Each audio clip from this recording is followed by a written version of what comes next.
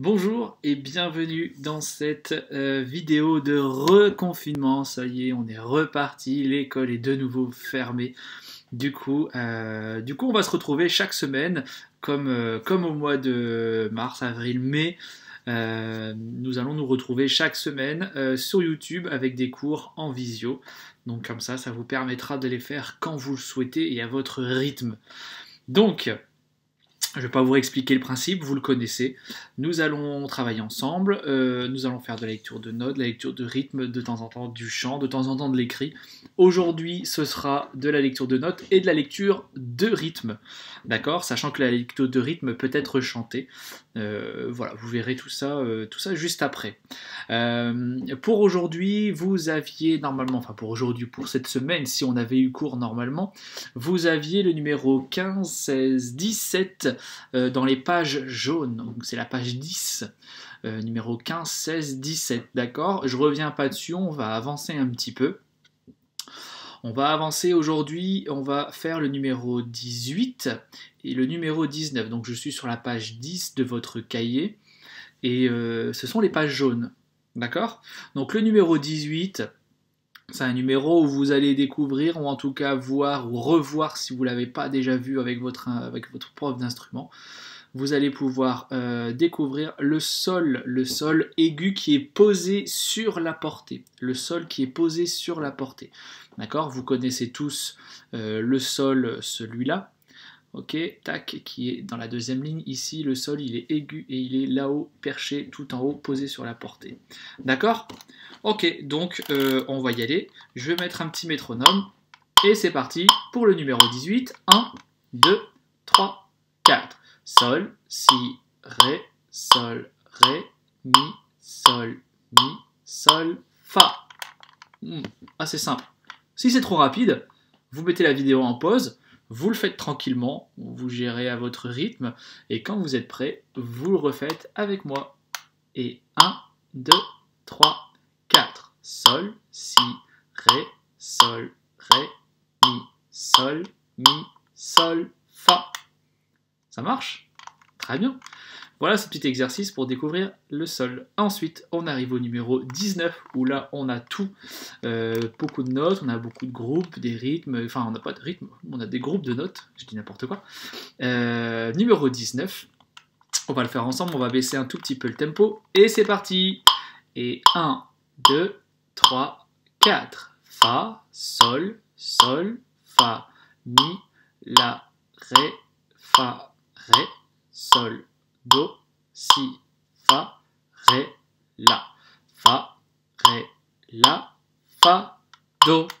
Alors si c'est trop rapide, vous ralentissez un petit peu et c'est ce qu'on va faire maintenant pour ceux qui ont envie de ralentir. C'est reparti. Et 1, 2, 3, 4. Fa, sol, fa, mi, la, ré, fa, ré, sol, do, si, fa, ré, la, fa, ré, la, fa, do. Ok? Donc faites-le à votre rythme. Le principal est que vous mainteniez un tempo stable et régulier. D'accord? Il ne faut pas que vous ayez des hésitations, que vous vous arrêtez et tout ça. Ça veut dire que vous n'êtes pas au point sur votre note et ça veut dire qu'il faut bien retenir et recommencer. D'accord? On recommence jusqu'à temps qu'on ait quelque chose de stable et qu'on soit sûr de soi. Ok? Quand c'est fait, rappelez-vous ce qu'on a fait avant les vacances. Et ça, je compte sur vous pour le faire. On va pouvoir le faire en marche arrière. D'accord? Ensuite, on va pouvoir... Hop, je ne sais pas si je vais pouvoir le faire ici. Normalement, oui. Oui, hop, et hop. Donc, je suis toujours sur mon numéro 19 qui, du coup, se retrouve ici. Et on va le faire en marche avant, en clé de sol, clé de fa. Donc, do, sol, mi, si, sol. Et du coup, on va se retrouver avec énormément de notes en clé de fa. Et ensuite, on va le faire en marche arrière. D'accord? Donc, 4 possibilités, hop, mon ordinateur cherche, 4 possibilités pour un seul exercice, d'accord? Je remets mon livre dans le bon sens et je retrouve mon numéro 19 qui est ici, d'accord? Donc je compte sur vous. Vous le faites en marche avant, en marche arrière, vous retournez votre cahier, marche avant, marche arrière, d'accord? Voilà, vous avez pas mal de choses à faire. Comme je le disais, si vous avez des hésitations, essayez de régler les problèmes. Faites-le plus lentement. Mais moi, ce que je veux, c'est que ça soit stable. Ça marche? Super. Voilà pour votre lecture de notes. Et on va passer tout de suite à la lecture de rythme. Ok, alors concernant la lecture de rythme, on s'était arrêté sur le numéro 13, 14, 15 et 16. Ce sont les exercices que vous deviez réviser pendant les vacances. Ces exercices, ils se concentraient sur ce qu'on appelle la noire pointée croche. Noire pointée croche, ça dure 2 temps. Pam, pam, pam. D'accord? Si je rajoute une noire, ça me donne ceci. Comme là, on a pam, pam, pam. Ça marche? Noir, point, croche. Ok? Donc, nous avions vu ces petits exercices. Je vous ai fait un petit point là-dessus. Maintenant, nous allons faire le numéro 17 et voir concrètement comment vous pouvez retrouver la noire pointée croche dans un morceau. Alors ici, on est dans le morceau qui a été composé par Tchaïkovski, Le Lac des Cygnes. C'est sûr que vous connaissez, vous avez déjà entendu cette musique quelque part, c'est obligatoire. Je vais vous le faire écouter juste après, vous allez voir, vous allez connaître. D'accord? Donc dans ce morceau, dans cet extrait en tout cas, dans cet extrait du ballet, Le Lac des Cygnes, c'est un ballet, il y aura énormément de noir pointé croche, noir pointé croche, noir pointé croche. Vous avez vu, là, si vous jetez un petit œil sur votre partition, énormément de noir pointé croche. C'est un rythme que Tchaïkovski a énormément utilisé dans cet extrait. D'accord? Le tempo, c'est andante, ça veut dire que c'est moyen, mais pas trop vite. D'accord? C'est un moyen lent, on va dire. Et voilà. On y va? Tac. Un peu trop rapide. Hop là, c'est parti. On le fait ensemble. Normalement, il n'y a pas de souci. Vous connaissez les notes, vous connaissez les rythmes. Et 3, 4. Fa, si, do, ré, mi, fa, ré, fa, si, ré, si, sol, ré, si, mi, ré, do, fa, si, do, ré, mi, fa, ré, si, ré, si, sol, ré, si, chute, si, do, ré, mi, fa, sol, la, si, la, sol. La, si, do, si, fa, ré, do, si, do, ré, mi, fa, sol, la, fa, sol, la, si, do, sol, mi, sol, do, sol, do, fa, si, do, ré, mi, fa, ré, si, ré, si, sol, ré, si, mi, ré, do, fa, si, do, ré, mi, fa, ré, si, ré, si, sol, ré, si, 3, 4. D'accord? Vous avez remarqué, à chaque fois on retrouve la même chose, il y a même des parties à chaque fois qui sont répétées plusieurs fois dans ce morceau. Donc faites-le tranquillement, sans musique, sans rien.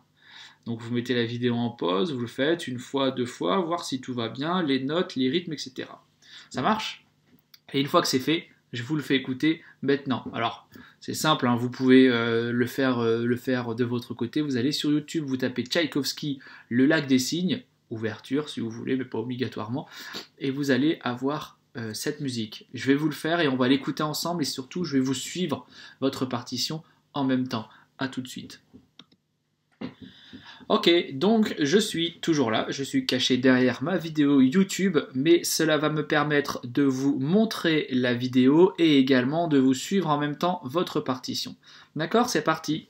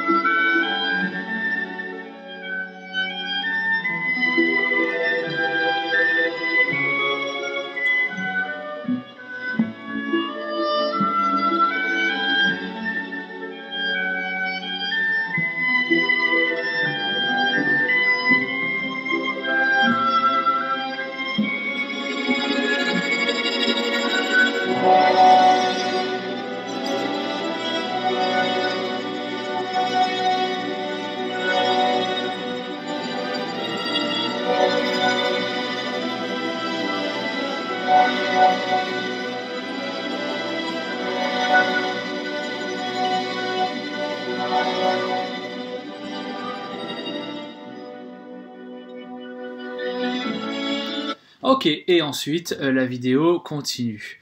Ok, je reviens, donc vous avez vu, vous pouvez aller sur YouTube. Alors, le lac des cygnes en anglais, c'est Swan Lake. Vous avez peut-être plus de chances de trouver des extraits de concerts comme ça. Si vous tapez la version française, je suis de retour, si vous tapez le lac des cygnes, vous allez avoir beaucoup d'extraits audio sans forcément avoir les vrais musiciens qui jouent en live.